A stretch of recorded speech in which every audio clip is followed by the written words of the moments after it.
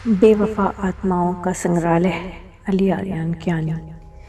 जैसे ही उसने संग्रहालय में कदम रखा, जादूगर जॉन के शरीर में एक सनसनी दौड़ गई और फिर उसे झटका लगा। उसे जूलिया याद आई, जिसके प्यार ने उसे आज संग्रहालय तक ले आया। उसे याद आया कि चलते समय उसके दूतों ने भी कहा था, हम तमस के संग्रहालय तक जाने का आश्वासन दे सकते हैं, लेकिन वहाँ से आने का आश्वासन सिर्फ आपका प्यार ही दे सकता है। कल मेरा जन्मदिन है और इस जन्मदिन पर मुझे संग्रहालय से उपहार स्वरूप कुछ अवश्य दें। जूलिया के शब्द एक बार फिर उसके कानों में गूंजे और उसने अपना सर हिलाया और संग्रहालय की ओर देखा। उसके मुंह से चीख निकलते निकलते रह गई। एक छवि उन स्थापित मूर्तियों के बीच से गुजर रही थी और उनके सर पर हाथ फेर रही थी। वही जेम्स, अशुभ सा, जो एक स्टंटमैन था, लेकिन पिछले कुछ सालों में वो जूलिया के काफ़ी निकट आ गया था और अब थिएटर के ख़त्म होने के बाद वो प्राय ही जूलिया के टेंट में पाया जाता था। जूलिया सर्कस की मुख्य नायिका थी। उस पर सबकी नज़र थी, सबकी आंखों का तारा, अति सुंदर व आकर्षक। उसी सर्कस में जॉन एक दर्शक भी था एवं वो एक उच्च श्रेणी का मनोरंजन करता और मायावी भी था। तमस का निरंजन संग्रहालय शतकों से परिरिक्त पड़ा हुआ था। रात तो क्या, दिन में भी लोग उसके पास से गुजरने से भयभीत होते थे, क्योंकि उसके बारे में विचित्र किस्से प्रसिद्ध हो गए थे। तथापि जॉन एक निपुण जादूगर था और यहाँ आने से पहले वो न केवल इन सब बातों पर हंसा, बल्कि उसने अपने दूतों से ये भी स्पष्ट कह दिया था कि जब तक मैं आदेश न दूँ, मेरे बाद कोई भी संग्रहालय में प्रवेश न करे।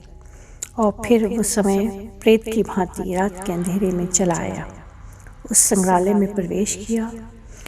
अंदर जाते ही संग्रहालय का मुख्य दरवाज़ा और सभी खिड़कियाँ अपने आप बंद हो गईं, लेकिन उसने उस ओर और संग्रहालय में पड़ी अजीब चीज़ों पर कोई ध्यान नहीं दिया। एक तरफ आखिरी शाम की क्षितिज की वो लाली थी जो एक प्रेमी ने अपनी प्रेमिका के साथ बिताई थी। दूसरी तरफ वो कटोरा था जिसमें बेवफाई करने से पहले किसी के साथ आखिरी कॉफ़ी पी थी। फिर उसने एक तरफ देखा। उसे एक कोने में कुछ पत्र पड़े दिखाई दिए जिन पर लाल होठों का चिन्ह था। जॉन ने मुस्कुराते हुए उनमें से एक पुराना पत्र उठाया। उस पर लाल रंजन शलका द्वारा लिखा गया था, तुम्हारी जूली। ये शब्द पढ़कर जॉन को एक अनौच्छिक कंपकपी सी महसूस हुई। उसकी जूलिया भी बेवफा होने से पहले अपने आखिरी दिनों में अपने होंठ से कोड़कर कहती थी, केवल तुम्हारी जूली। इससे पहले कि वो किसी और चीज़ की ओर ध्यान से देख पाता, रोशनदान से आती चांदनी में एक मूर्ति की गर्दन अपने आप पीछे मुड़ गई और इस बार ऐसा लगा जैसे जॉन का हृदय धड़कना भूल गया हो। वो वही थी, इसमें कोई शक नहीं। वो हर गुरुवार को उनके शो के सामने वाली उस सीट पर बैठती थी जो महत्वपूर्ण व्यक्ति के लिए थी और उसके हर करतब पर उछल उछल कर सराहना करती थी।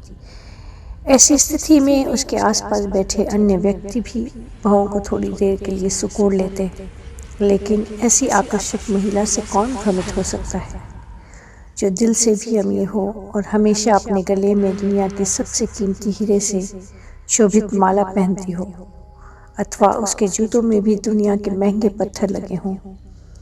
उसने कई बार थिएटर के मैनेजर से भी उस महिला के बारे में पूछा, लेकिन वो सिर्फ उसका नाम ही बता सका, तानिया।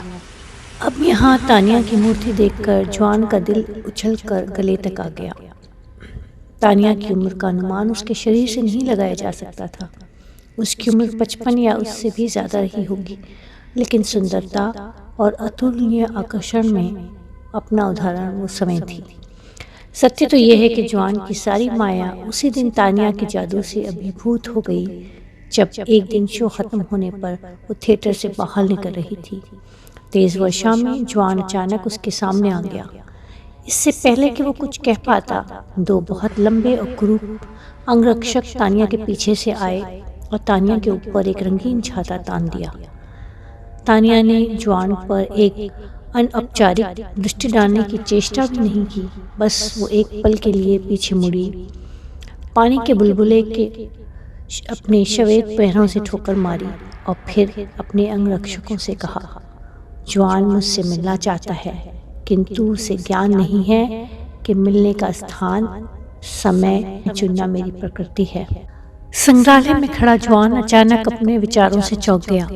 मूर्ति की गर्दन, जो बिल्कुल तानिया के रूप से मेल खाती थी, पीछे की ओर खिसक गई, लेकिन जॉन के मन में तानिया का रूप एक बार फिर देखने की इच्छा जागृत हो गई।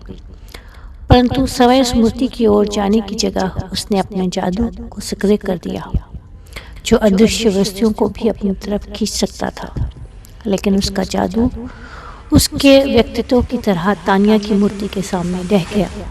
वो अभी तक नई स्थिति को पूरी तरह समझ भी नहीं पाया था कि संग्रहालय के रहस्यमय हॉल में एक बेवफा की आखिरी हंसी सुनाई दी। इस बार उसने ऊपर देखा और उसके सामने एक पुरुष की आकृति लहराती हुई दिखाई दी। वो नहीं जानता था कि वो कहाँ से अचानक उसके सामने आ गया। वे अपनी वेशभूषा अत्यमुख से शतियों पुराने मृत भूत की तरह लग रहा था, लेकिन इससे पहले कि जॉन उससे कुछ कहता, वो खुद ही अपनी भारी और भयंकर स्वर में बोलने लगा।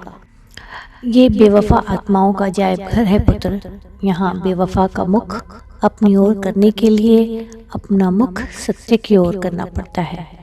इतना कहते ही उसने अपना हाथ दूसरे बाजू के नीचे दबाया और बाहर निकाला, जो शीशे की तरह चमक रहा था, जिसमें जॉन अपना प्रतिबिंब स्पष्ट रूप से देख सकता था। किंतु मैं बेवफा नहीं हूँ, फिर इस शीशे में मेरी छवि क्यों है? जॉन के मुंह से टूटे फूटे शब्द बाहर आते ही बूढ़े की हंसी हॉल में गूंज उठी। हा हा, लगता है तानिया के प्रेम ने तुम्हें इतना दीवाना बना दिया है कि तुमने अपना नाम भी वफादारों की सूची में लिखवा दिया।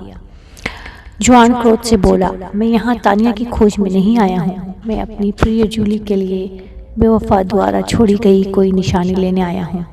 अच्छा, वो जो जेम्स की प्रेमिका है? बूढ़े व्यक्ति का स्वर इस बार व्यंग्यात्मक था।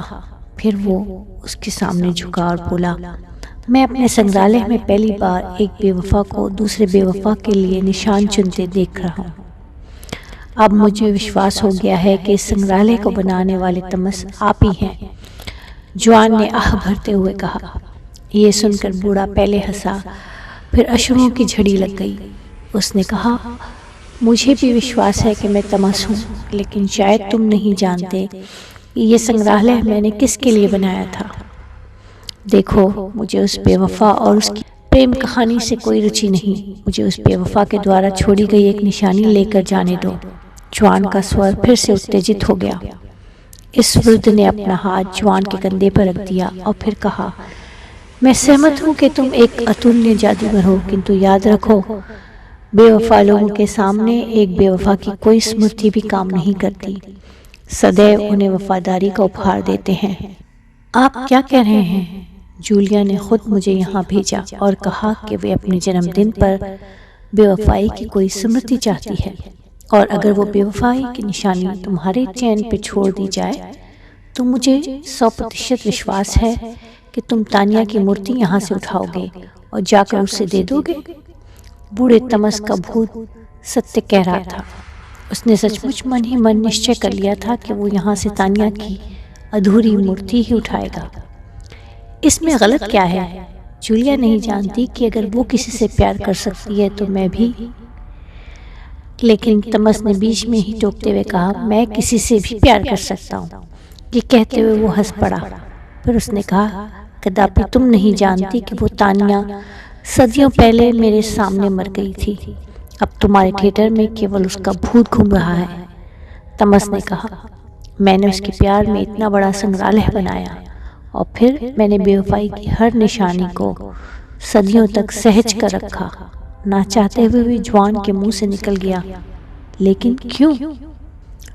वो इसलिए कि आने वाले युग में लोग इसे देखकर शिक्षा लें। परंतु पूरी धरती ही अब बेवफा आत्माओं का अजायब घर बन गई है और उनकी निशानियां निकल निकल कर हर घर की शोभा बढ़ा रही हैं। फिर जैसे तमस प्रकट हो गया था, ठीक वैसे ही वो अदृश्य हो गया। जॉन ने आखिरी बार एक बेवफा के शीशे में अपने बिखरते प्रतिबिंब को देखा। फिर उसका अस्तित्व एक खाली बोरी की समक्ष वहीं संग्रहालय के फर्श पर ढेर हो गया।